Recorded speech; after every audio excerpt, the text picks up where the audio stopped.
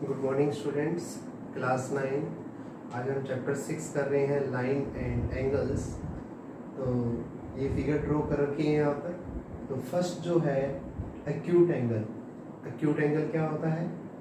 Acute angle 0 से 90 degree के बीच का जो एंगल होता है उसको एक्यूट एंगल कहते हैं। क्लियर है? उसके बाद है राइट एंगल। राइट एंगल में एक तो आइकन इसका स्क्वायर टाइप का होता है, ठीक है, जिसको हम क्या कहेंगे 90 डिग्री। क्लियर है? तो ये राइट एंगल है। उसके बाद है ऑब्ट्यूज एंगल। ऑब्ट्यूज एंगल क्या होता है? वो एंगल जिसकी वैल्यू 90 से 180 डिग्री के बीच में हो उसको हम ऑब्ट्यूज एंगल कहते हैं। क्लियर है? नेक्स्ट है आपके पास स्ट्रेट लाइन। तो एक सेमी सर्कल की लाइन, मतलब कि सेमी सर्कल आपने ड्रॉ करना है, तो ये जो एंगल होता है पूरा ये होता है 180 डिग्री का, ठीक है, तो इसको हम 180 डिग्री लिखेंगे। उसके बाद है रिफ्लेक्स एंगल। रिफ्लेक्स एंगल क्या होता है? वो एंगल जिसकी वैल्यू 180 से 360 के बीच में आए उसको हम कहते हैं रिफ्लेक्स एंगल्स। क्लियर है? अब चलो यहाँ पर कॉम्प्लीमेंट्री एंगल क्या होते हैं? ऐसे दो एंगल जिनका सम 90 डिग्री हो उसको कॉम्प्लीमेंट्री एंगल कहते हैं। सप्लीमेंट्री एंगल, ऐसे दो एंगल जिनका सम 180 डिग्री हो उसको सप्लीमेंट्री एंगल कहते हैं। क्लियर है? लीनियर पेयर ऑफ एंगल्स, तो एक लाइन ड्रॉ करी ए बी, ये हमारी स्ट्रेट लाइन है, ठीक है, और एक लाइन इंटरसेक्ट कर रही है इस पर ए बी पर एट ओ पॉइंट।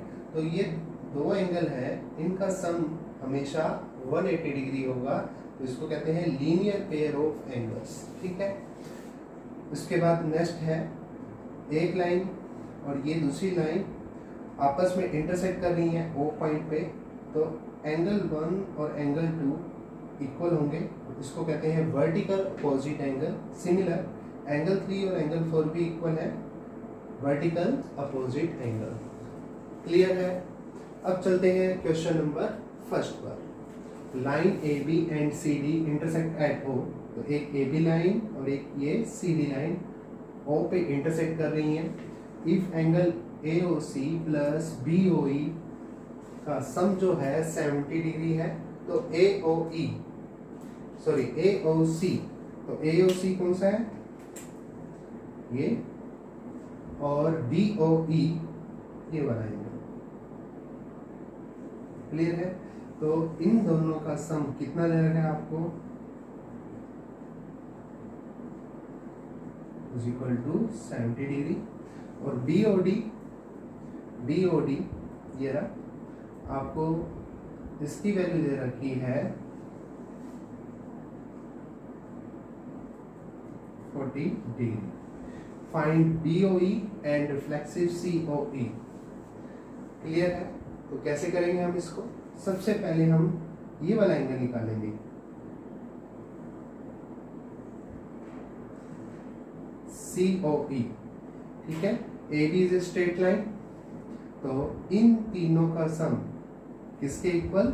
180। तो कौन कौन से एंगल? एक तो angle A O C plus C O E plus E O B या B O E is equal to 180। क्या लिखेंगे यहाँ पे?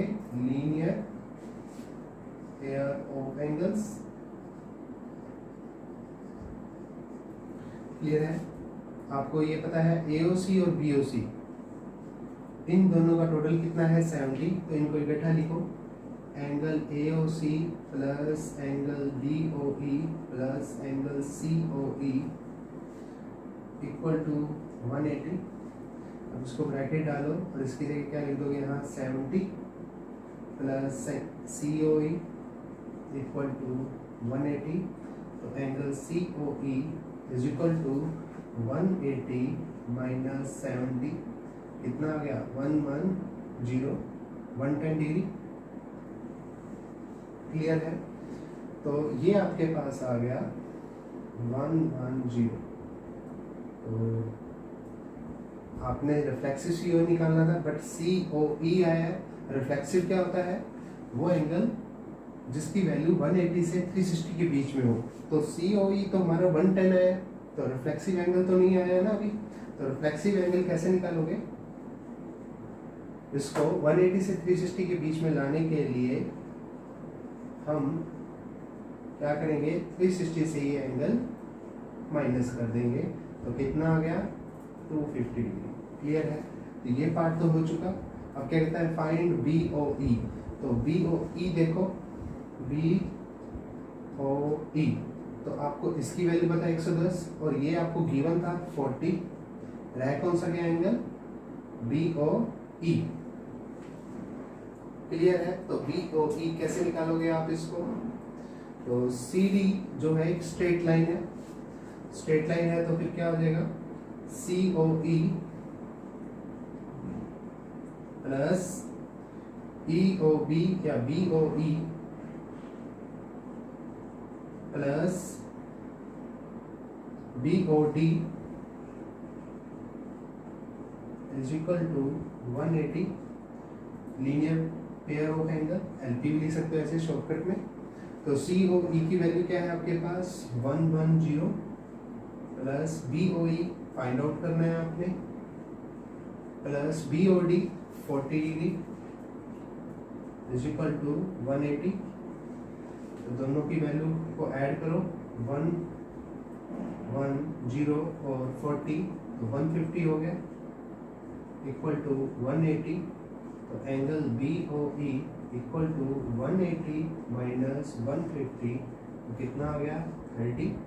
Angle BOE is equal to 30 degree. तो एक ये फाइंड आउट करना था और एक आपको ये फाइंड आउट करना था। क्लियर है? तो ये क्वेश्चन एक्सरसाइज 6.1 का फर्स्ट क्वेश्चन था। कोई भी दिक्कत आती है आपको तो आप पूछ सकते हो। Thank you.